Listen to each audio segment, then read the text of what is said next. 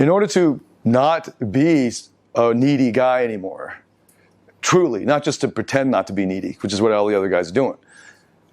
It's just to like deal with the symptoms. Don't text her every day. Don't do these things every day. Don't do this, do this. All of those things are just dealing with symptoms. You're still needy as fuck. You're just trying to mitigate the symptoms, trying to manage them.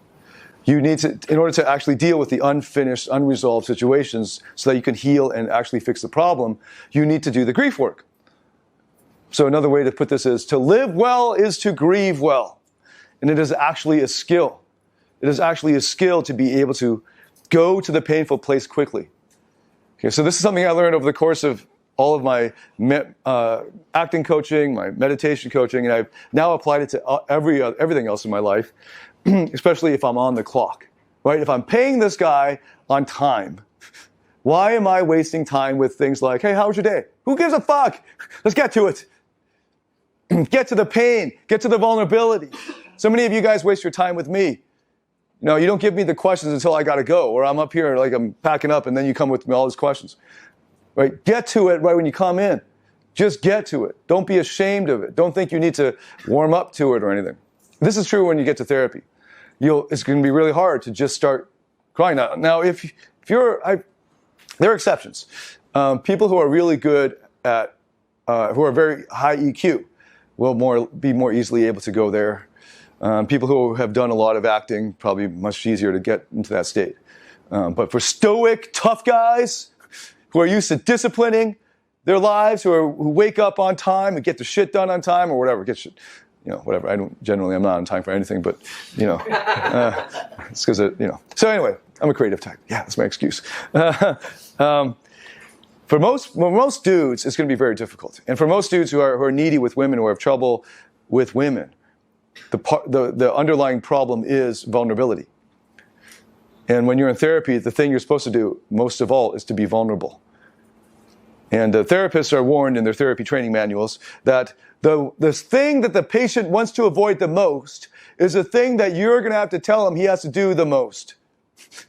Right? Because he comes to the therapy to avoid this depression or sadness.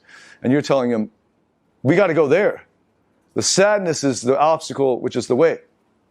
You got to feel it more. Process it more. Grieve more. Faster. Get there faster. When I first started therapy and method, it took 40 minutes out of 50 at least. And maybe the first few times I did it, I couldn't even get to the freaking emotion. It was so hard, painful. I could do the outside of it. If you just wanted me to cry, I could cry, but it wasn't the grief work. Right? So, like Camille, our acting coach, my acting coach here, he's told me it's easy. People hire him to learn how to cry in acting. And he's like, that's the easiest thing to teach. The hard part is learning how to turn it off when they say cut.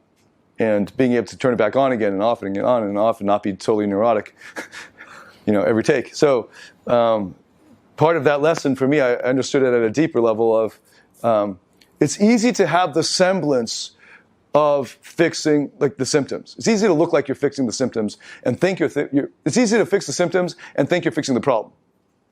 It's easy to just superficially cry. But it's harder to feel the pain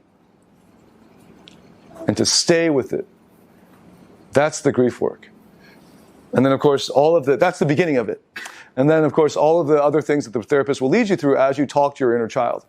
And I have a whole process for this in Rock Solid Relationships. I've led a bunch of you guys through it live before. In Rock Solid, in the course, Module 3, we have a whole closed-eye guided meditation where I lead you to revisit your inner child and to support it and to strengthen it. And you have a daily ritual that is just going to take a couple seconds that will help you to grow this inner child and strengthen and support it. So go to that if you want that. And then, of course, there's also a whole process of letting go. And I have a guided meditation, a closed eye, really enjoyable meditation where you learn to let go of all of this trauma and burden and all of the other things. And it has to be one at a time, right? Like one step at a time. It's not like you do it once and all of your burdens are gone. It's a I don't know, 15-minute, 10-minute meditation, but every time you do it, you slough off one other layer, and it's incredibly pleasurable and liberating experience and very freeing. So recommend those to you as if you want to move forward with that. And of course, find a good therapist, commit to the therapy and the counseling, and get to the grief work.